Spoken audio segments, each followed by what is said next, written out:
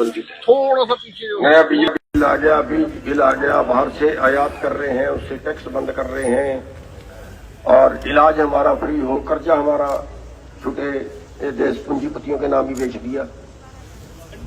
16.5 लाख करोड़ पिछले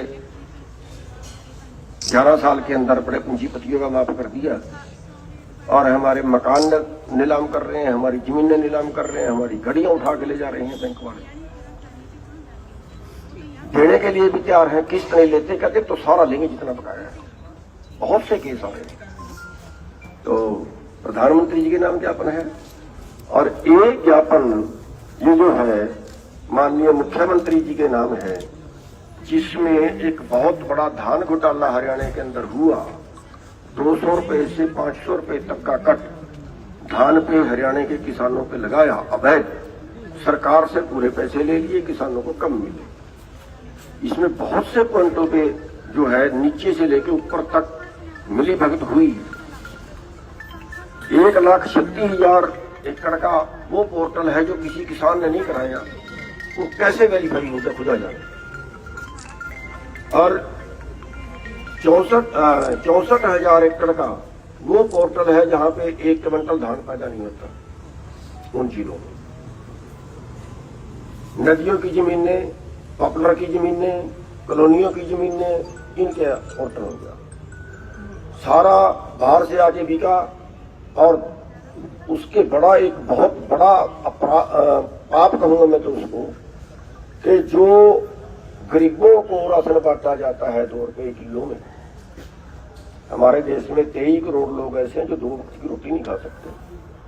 उनको जो 2 रुपए किलो में चावल बांटा जाता है, वो चावल उनको ना बांट के हरियाणा के अंदर, हरियाणा के राइस मिलों में आ गया।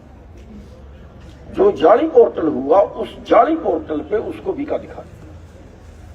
राइस मिल धान से चावल बनाने के लिए होता है, यहां उस चावल का धान बना दिया गया। हमने मंडी सेक्रेटरी से पूछा कि अगर ये पकड़ा जाए, ये ला रहे हैं, इसको कैसे एडजस्ट करते हैं? कह रहे कि उसको ऐसे एडजस्ट करते हैं, हम देखते हैं कि इसने 1000 क्विंटल चावल मंगा दिया। वो 1000 क्विंटल चावल कितने क्विंटल धान से निकलेगा, तो उसका मार्केट फीस भरवा ली और उसको इजाजत दे दी कि ये 2 नंबर का चावल 1 नंबर में होता है। 2 रुपए से 6 रुपए कट्टा मंडी की कमीशन रिश्वत, 6 रुपए कट्टे से 10 रुपए कट्टा DFSC की रिश्वत, 15,000 रुपए पर एक ट्रक चावल बेचने के FCI की रिश्वत, और सारा कईयों की तो राइस मिल ही नहीं है। वहां से चावल मंगाया, यहां उस जाली पोर्टल पे चढ़ाया, वापिस सरकार को दी। FCI के पास मशीनें हैं, चेक कर सकती हैं ये 1 साल पुराना है कि ये 2 साल पुराना है। यहां से उसको केमिकल में साफ करते हैं, चावल को, पुराना चावल का थोड़ा रंग फेट हो जाता है, केमिकल में साफ किया, और 15,000 रुपए ट्रक की रिश्वत दी। 2 साल पुराना चावल एक नया बना। मतलब एक से एक इसमें आप पढ़ोगे, ये सुनियोजित घोटाला, और हमने हजारों ट्रक पकड़वा लिए मौके पे पकड़वा लिए। पुलिस तो कहती है हम नहीं कार्रवाई कर सकते, DFSI कहता है हम नहीं कार्रवाई कर सकते, मंडी बोर्ड कहता है हम नहीं कार्रवाई कर सकते, और पकड़े हुए ट्रक ऐसे ही छोड़ दिए। कई राइस मिलों में उतर के पकड़वा दिए, फिर भी छोड़ दिए। पूरे हरियाणा मतलब एक जैसे सरकार ही चोरों के साथ हो, वो हाल हो रहा है, और उस पे कोई हमारी सुन के राजी नहीं है। एक और ये जो बड़ी बात जो आई बुढ़ापा पेंशन की, हम हैरान हैं कि उस पे शर्त लगा दी कि 3 लाख से जिसकी आमदन ज्यादा होगी, जिस परिवार की, चाहे परिवार वो 8 मेंबर का है, चाहे परिवार वो 3 मेंबर का है, 8 लाख से 3 लाख से जिसकी ज्यादा पेमेंट, ज्यादा आमदन होगी, उसकी बुढ़ापा पेंशन काट दी जाएगी, उसकी किसान सम्मान निधि काट दी जाएगी, उसकी बाकी राहतें काट दी जाएगी, उसका राशन कार्ड काट दिया जाएगा। लेकिन पूछना ये चाहते हैं कि एक राजनेता है, 1000 करोड़ का मालिक है, 1000 करोड़ का नहीं 1 लाख करोड़ का मालिक है, 2,000 करोड़ रोजाना उसकी आमदन है, क्या उसकी पेंशन काटी गई? जिसके पास एक प्लॉट है उसकी पेंशन काट दी। नियम है सरकार के, आप अगर मतलब जैसे आपने पहले बताया राइस मिल का और दूसरा हमारा अपने चिकित्सा का और इन सारे का, अगर कुछ ऐसा है हम रिटर्न में सरकार को भेज देंगे, पर मतलब पॉलिसी का डिसीजन तो मैं आपके साथ में यहाँ भी नहीं ले पाऊंगी, वो आपको रिटर्न में ही देना पड़ेगा जो आप बता रहे हैं। आप हमारा समर्थन तो कर दोगे, मांगे ठीक है, बिल्कुल करेंगे, मैं बस ये दोनों तो कर ही जाएंगे पूरा एहसास है आपके। मैं इसलिए बताना चाहता हूँ, मैं इसलिए बता रहा हूँ कि ये जो पुलिस वाला भाई है ना, ये डंडा बड़ा बढ़िया फेरते हैं हमारे ये छोड़ने के हम लड़ क्यों रहे हैं? जिसके पास जिसने कार ले ली उसकी सारी सुविधाएं काट दी, लेकिन जिसपे हेलीकॉप्टर उसकी काट दी गया। ये काट भी नहीं सकते ना, ये कार वाले भी नहीं काट सकते, ये सिर्फ सरकार की पॉलिसी की बात है बड़ी। थोड़ा पॉलिसी आपको रिटर्न में, जैसे आपने ये हमारे एक प्लाट ले लिया एक परिवार ने, कलाक मुंह के बड़ा मुश्किल से कहीं ले लिया, उसकी सारी सुविधाएं काट दी। और जिसके पास चंडीगढ़ में ही बंगला है, दिल्ली में ही बंगला है, और कई बंगले हैं शहरों में नेता की, और वो 5 बार MP रह लिया, उसकी 5 बार की पेंशन है, 5 बार MLA रह लिया, उसकी एक की 9 पेंशनें लग रही थी, 9 पेंशनें। गुजारा बता तो एक चीज ना 9 लग रही थी। तो हम इस चीजों के लिए लड़ रहे हैं।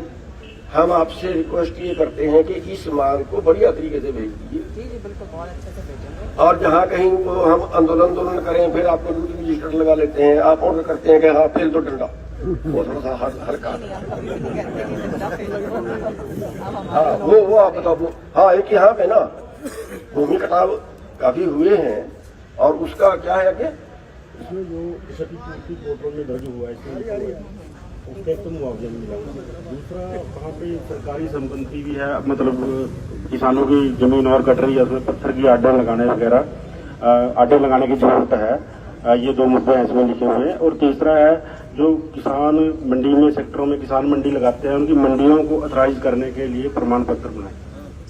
इसमें जो मंडियों वाला मैटर है ना, ये आपके लेवल का है। इसमें किसान मंडी लगती है, उसमें किसान को ही अपनी फसल बेचनी है। लेकिन यहाँ पे क्या किया, यहाँ पे कोई भी आके मंडी में बैठ गया। कौन सी किसान मंडी की बात? सब्जी ये कहाँ पे है?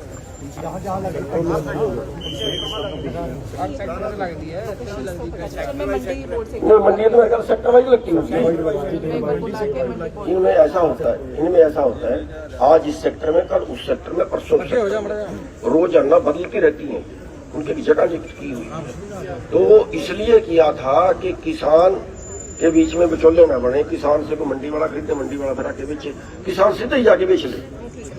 तो उसमें किसान तो रह गए थोड़े, और जो दूसरे थे, कोई यूपी से आ गया, कोई बिहार से आ गया, कोई यहाँ का, उसने सब्जी खरीदी और उसने भी लगा ली। तो हम उसका लाइसेंस बनाए कि इसमें कौन लगा सकता है।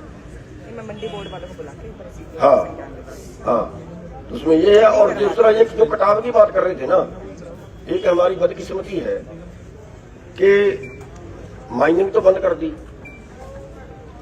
बाहर से खेत में तो कर सकते हैं, लेकिन नदी से बंद कर दी।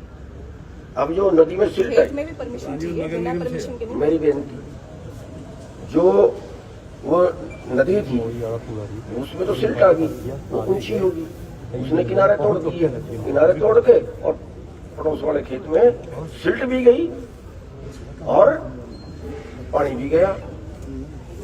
वो अगर गहरी की जाए, बरसात पानी तो गहरे में चलता है ना, गहरी की जाए, किनारे उसके पक्के कर दिए जाएं, तो हम बच सकते हैं। ठीक है, ये भी हम इरिगेशन डिपार्टमेंट से जल्दी करवाते हैं। ये नगर निगम के थ्रू नगर निगम पर्ची करता है किसान मंडी में वाली, ये समझा दो। आप एक काम करो, आप एक काम को करो, बुला लूंगी, मंडी वालों को भी और निगम वालों आप एक काम को। करो, क्लियर अपने आप एक काम करो, इनको टाइम दे दो, ये पूरी बात आपको बैठ के समझा दें। कल ही आ जाए।